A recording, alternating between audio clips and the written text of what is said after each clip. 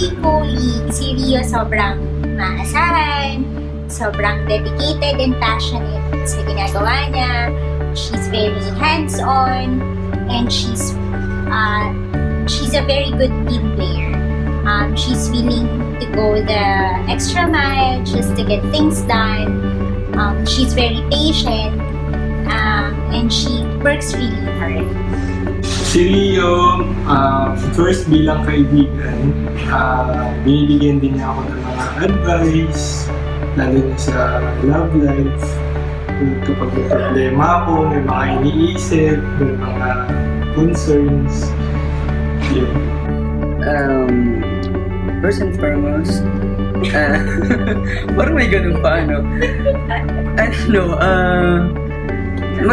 Actually, nung pagka-punta ko dito, talagang napaka-approachable ni Miss Rio. So, nakakatuwa na ilang araw pa lang ako dito. Lang namin pagkwentuhan, kahit sa jeep, pag magkasabay kaming nauwi. So, marami kami nagkakwentuhan regarding sa ministry, tapos sa personal na buhay niya. Ayun. And nakita ko na magiging mas matagumpay siya. Si Miss Rio, hindi kasi kami close nung una, pero siya, as a colleague kasi, lagi siyang, nung nag-start pa lang ako, lagi ako tinatanong, okay ka na, tapos ano pa yung mga kailangan mo, tapos lagi siyang willing na tulungan ako kung ano yung mga tanong ko, kahit napaulit-ulit yung questions kasi nasagot niya pa rin. Tapos, as a friend, lagi mo siyang maaasahan. Ay, hindi, nakakatawa siya. Nakakatawa pa na siya. Tapos lagi mo siyang maaasahan kapag medyo sad ka na magpapatawa siya. Ganyan, random yung tawa niya. Nakakatawa, ganyan. Basta, naaaliw ako sa kanya.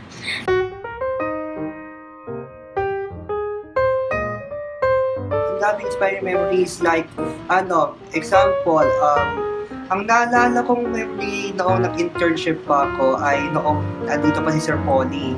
Remember, naging naka-high-pitch scream ko sa office niya dati.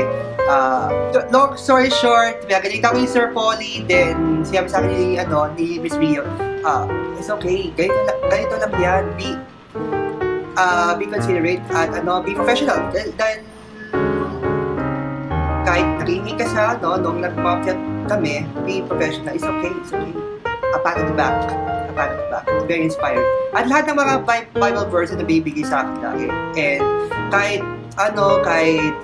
like, kinapahiya ko yung CSCE, she always tell me to don't quit. Kasi alam namin na kasama ko dito sa community na ito. Family na ito sa CSCE.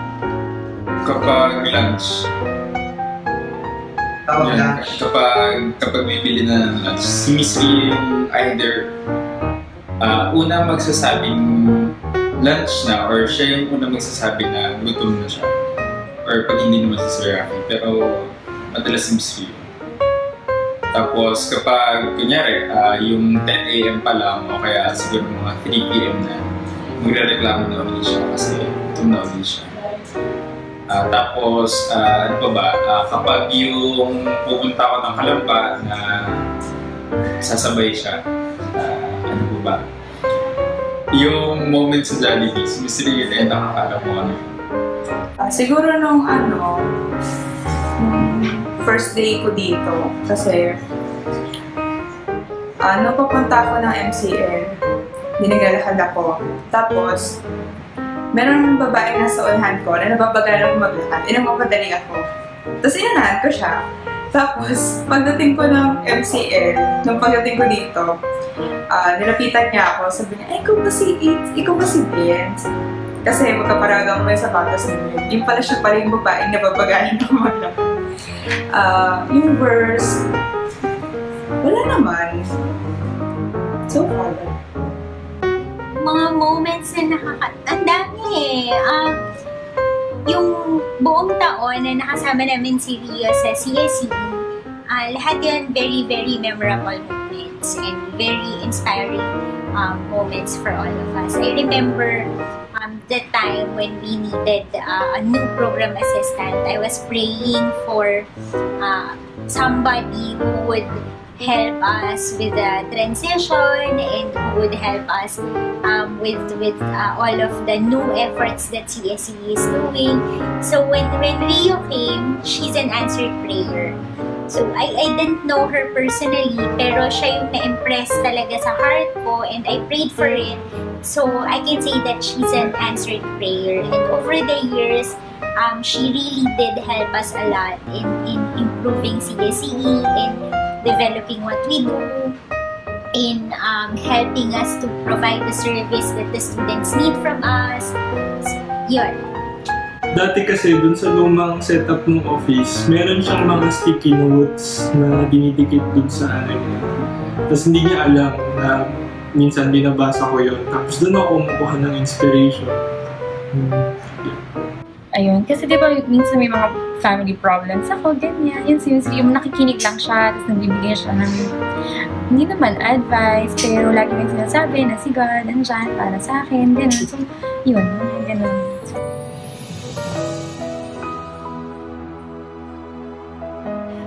Aalis na ba si Rio? Parang hindi. Hindi na matutuloy, I think. Bakit ba natin ginagawa itong video? Huwag na natin gawin. Hindi naman ito matutuloy. Siyempre, I'm very, very sad. Actually, napigilan ko na yan ilang beses na. Pero this time around, there's no holding back. I think it's the perfect time, the right time, really, for her to move forward. I feel sad. It's a loss for all of us. We will surely, surely miss her. We will miss working with her. We will miss doing things with her. We will miss her presence. We will miss having to see her every day and going out with her and doing stuff with her. But I think it's also very much important that she prioritize things in her life. So I know right now that she's pursuing those priorities, and I know that she's building, stepping up, that she's moving towards her direction that God wants her to take. So, yun, sad, but I'm also happy and proud that she's able to make that decision, step up, and move out of her comfort zone.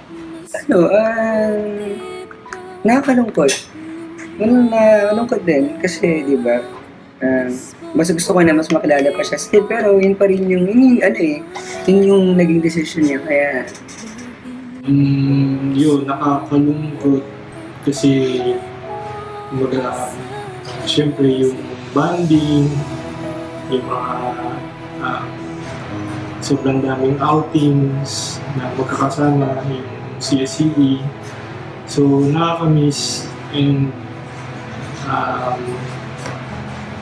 mas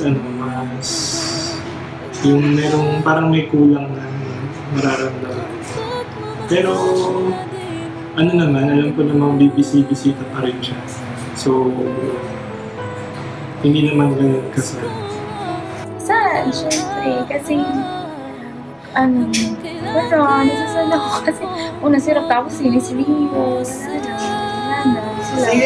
sa dalawang sa dalawa ni Sir Ram at si Ria mas may impact sa iyo. Bakit merong gano'n ko? Ano naman, Jack? Ayoko na ganito. Joke lang. Napapasad ka. Okay. Natifeel ko siyempre malungkot kasi kulang na yung mga tawa ng CSE. Kasi kulang na yung mga tao na andun yung heart. Siguro mapapalitan siya pero iba pa rin. Iba yung feeling kapag may kulang na puso din sa CSE. Ay, nakakalungkot naman. Last day, Miss Rio, kahit last graduate na ako dito sa MCL, graduate na rin dito si Miss Rio. Graduate na rin si Miss Rio sa CSE. So we're both graduates naman. Dahil we felt very sad na we're leaving this institution of this height. Dahil we share all of our talents. Si Miss Rio, talented sa lahat from Musika Malingan and of course her hard work dito sa CSE. as to my work dito as a multimedia artist dito sa MCL. Ayun, syempre, nung punta ko, lalo na nung umpisa na naman ko, alis pala siya. Gulat ako. Ayun, kasi, yun nga, friendly na kasi siya. Ang bawasan ako ng friends.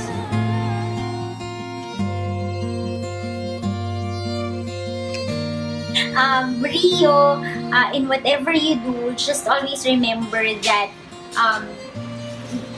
you're one of those people, you know, sometimes you think that you can't do it, or sometimes you feel like you're not doing enough, sometimes you feel like it's so easy to give up, but you're one of those people who has the drive and the passion to do things. So never ever stop doing what's in your heart. Never stop believing for the promises of God that is in your life. Never stop chasing those dreams, and always hold on and hold steadfast to your faith. And I know that later in life you'd be able to figure out really what you want to do. You'd be able to figure out God's will and perfect plan for you, and everything will fall into place in the right time. Just know that we're always here for you. You'll always be a part of our family, and you'll always be you're always welcome. Just to share and inspire and continue to inspire us.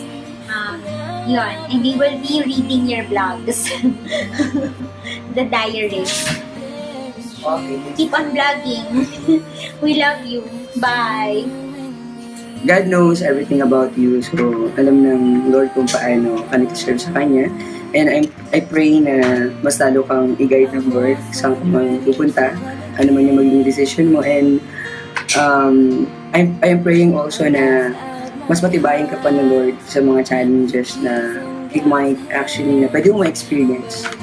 Ayun, at mas lalo ka pang lumago sa ministry na network. And have a happy life and blessed life. Miss Rio, kung saan ka man pupunta. Sana happy ka, and kung alam ka naman na lagi kang nagpo-pray na para i-guide ka ni Lord kung saan ka talaga. So, ayun, sana na maging masaya ka, and huwag mo kaming kalimutan dito.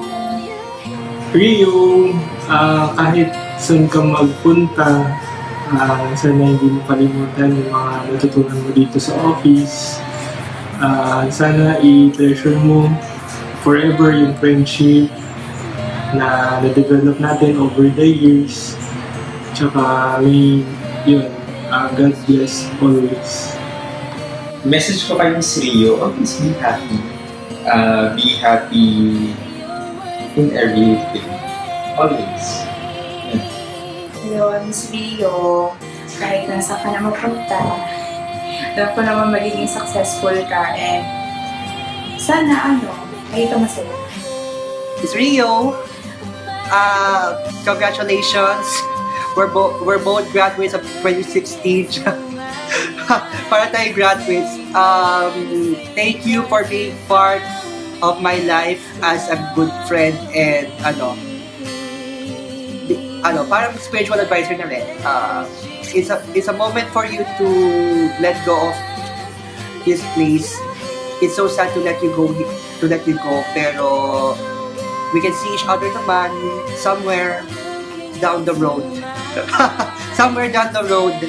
And who knows, one day makikita ulit tayo as not as parang